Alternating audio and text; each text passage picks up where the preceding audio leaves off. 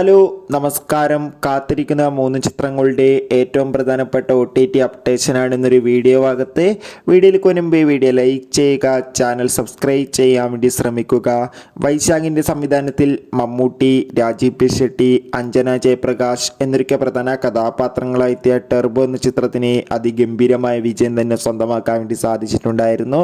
ചിത്രം ഇരുന്ന August 9 Sony leave എന്ന OTT പ്ലാറ്റ്ഫോമിലൂടെ OTT റിലീസ് ചെയ്യുമെന്ന് കൺഫേം ആക്കിയിട്ടുണ്ട്. ദിലീപ്, ജോണി ആൻ്റണി, ധർമ്മജൻ എന്നൊക്കെ പ്രധാന കഥാപാത്രങ്ങളായെത്തിയ ചിത്രമായിരുന്നു പവി കെയർ ടേക്കർ.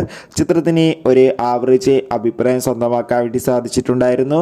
ചിത്രത്തിൻ്റെ OTT അവകാശങ്ങളൊക്കെ മനോരമാക്സ് എന്ന OTT പ്ലാറ്റ്ഫോമും ആമസോൺ പ്രൈം വീഡിയോസ് എന്ന OTT പ്ലാറ്റ്ഫോമും സ്വന്തമാക്കിയിട്ടുണ്ട്.